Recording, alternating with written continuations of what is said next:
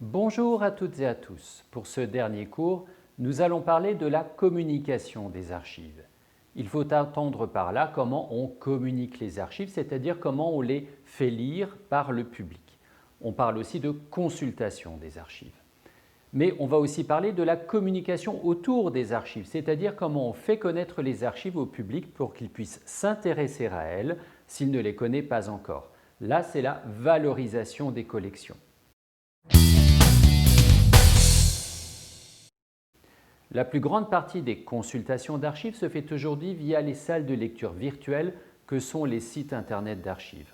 En 2019, selon les chiffres officiels, ce sont 1,8 milliard d'images qui ont été consultées sur les sites internet d'archives en France, avec plus de 48 millions de connexions. On y trouve l'état civil, les actes de naissance, mariage et décès, qui servent à établir les généalogies, mais aussi des fiches matricules de soldats, par exemple de la Première Guerre mondiale, des photographies, des cartes postales, des plans anciens, des dénombrements de population, etc. Les archivistes, depuis 20 ans environ, ont numérisé plus de 471 millions de pages d'archives qui leur paraissaient les plus consultées par le public. Il est donc assez logique qu'elles remportent un vrai succès.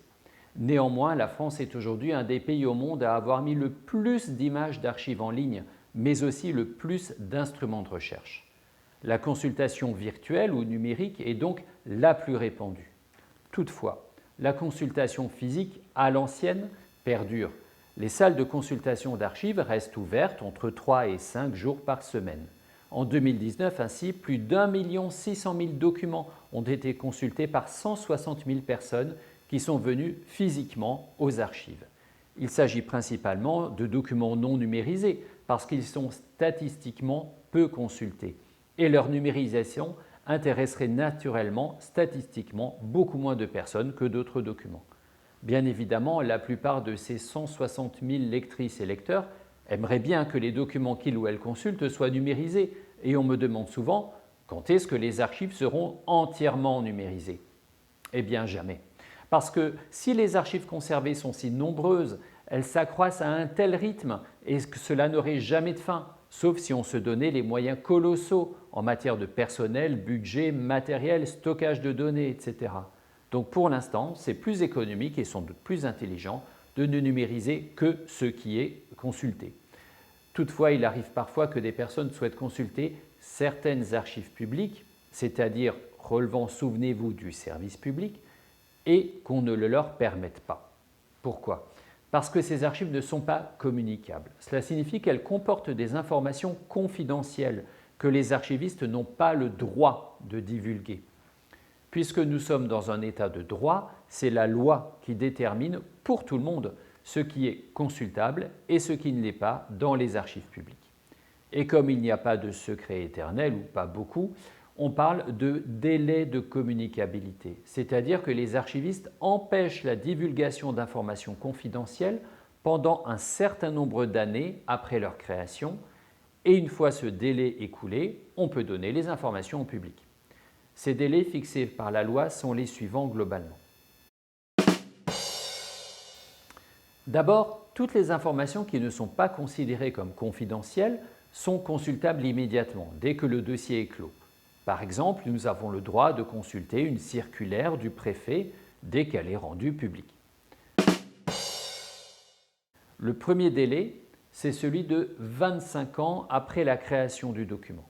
On ne peut communiquer que 25 ans après leur création toutes les informations touchant globalement les secrets des délibérations du gouvernement, ceux de la politique extérieure ou les secrets industriels, ou encore les documents nominatifs ayant servi à établir des statistiques si elles ne portent pas sur la vie privée.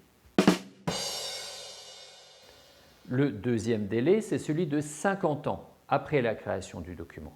On ne peut communiquer que 50 ans après leur création les informations touchant globalement les secrets de la défense nationale, comme par exemple les interventions de l'armée dans des opérations extérieures, les plans des établissements de détention, mais aussi tous les documents comportant des informations sur la vie privée des personnes, comme par exemple un formulaire comportant le nom, l'adresse, le mail, le téléphone d'une personne physique.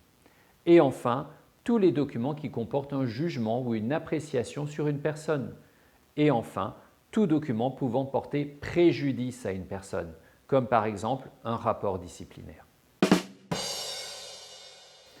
Le troisième délai, c'est celui de 75 ans. On ne peut communiquer que 75 ans après leur création les documents nominatifs ayant servi à faire des statistiques portant sur la vie privée des personnes, les documents notariaux qui portent notamment sur le patrimoine des personnes, mais aussi les déclarations de naissance et mariage contenues dans les registres d'état civil, les déclarations de décès étant, elles, immédiatement communicables. Les dossiers de jugement qui contiennent par exemple des rapports d'expertise, des rapports de police ou de gendarmerie, sachant que les jugements, eux, sont rendus publics immédiatement. Et enfin, les enquêtes de police. Comme ce délai de 75 ans est porté à 100 ans si des mineurs sont impliqués, cela signifie que logiquement, ces informations ne peuvent être divulguées du vivant des personnes concernées. D'ailleurs, le délai est porté à 25 ans après le décès, si cela permet de communiquer un document plus rapidement. Le quatrième délai, c'est celui de 100 ans. On ne peut communiquer que 100 ans après leur création toutes les informations touchant globalement l'espionnage ou le contre-espionnage. Le cinquième délai, le plus long, c'est 25 ans après le décès ou 120 ans après la création du document pour le secret médical. Par exemple, le fait que telle personne souffre de telle maladie. Et enfin, il existe une catégorie de documents qui ne seront jamais communiqués. Ce sont les documents permettant de construire des armes nucléaires, chimiques ou globalement des armes de destruction massive. Voilà, dans le détail c'est un peu plus compliqué et plus subtil, mais globalement c'est ça. Bien sûr, ça vaut pour tout le monde, et pas seulement les archivistes. Si vous tombez sur un dossier médical, dans la rue ou quelque part, vous n'avez pas le droit de le communiquer ou de le diffuser avant 120 ans. Cela ne vaut toutefois que pour les archives publiques. Pour les archives privées déposées ou données au service d'archives, c'est le producteur ou le premier propriétaire de ces archives qui décide librement de la communicabilité. Bien sûr, on peut demander des dérogations, des exceptions à ces délais. Tant mieux, sinon les historiens devraient se contenter de faire l'histoire du siècle passé, et encore.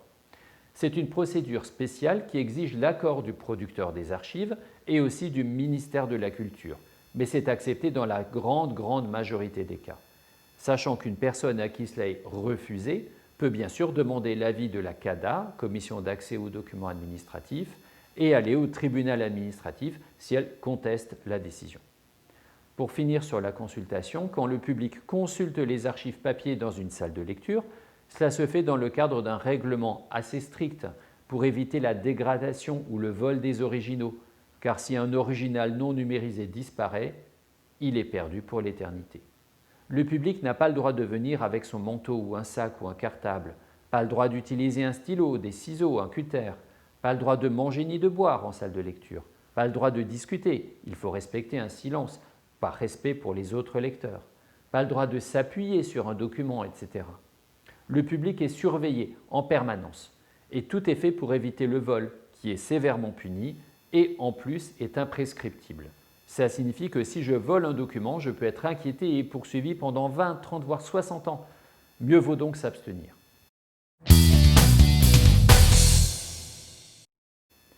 Passons maintenant à l'autre communication des archives, la valorisation. Ça sera plus court. Cela passe par plusieurs médias. Le premier qui vient à l'esprit, évidemment, c'est l'exposition. En 2019, 490 000 personnes sont allées visiter des expositions d'archives.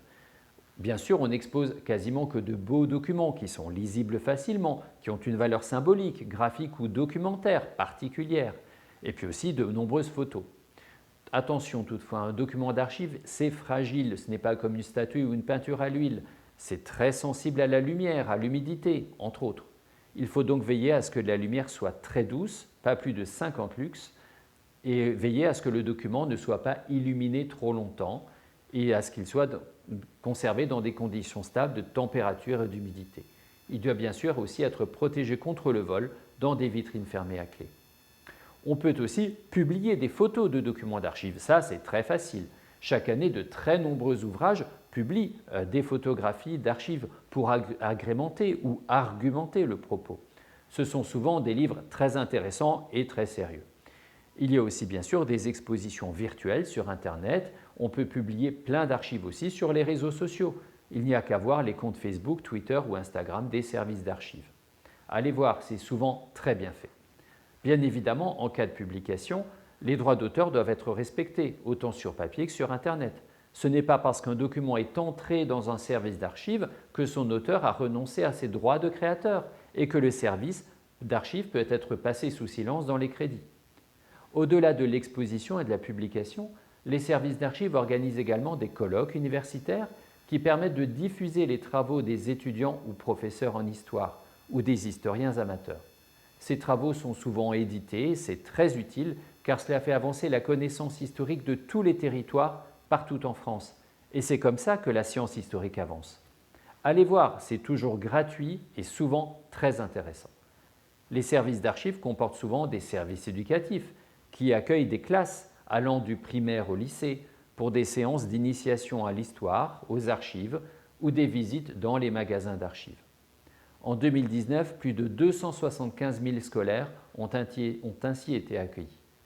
Et pour finir, les services d'archives proposent des activités originales dans l'air du temps, comme des escape games, des spectacles vivants, des concerts, des vidéos, etc., toujours en lien avec l'histoire et les archives. Il y a une belle vitalité dans les services d'archives qui sont pleins d'archivistes impatients de faire découvrir leurs trésors au grand public et pas seulement aux personnes déjà très savantes.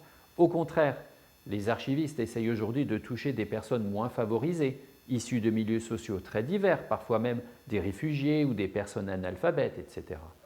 Voilà, on aurait pu en dire bien plus, mais l'essentiel est là. C'était notre dernière vidéo, alors je vous souhaite vraiment bon courage pour la suite et peut-être à une prochaine fois.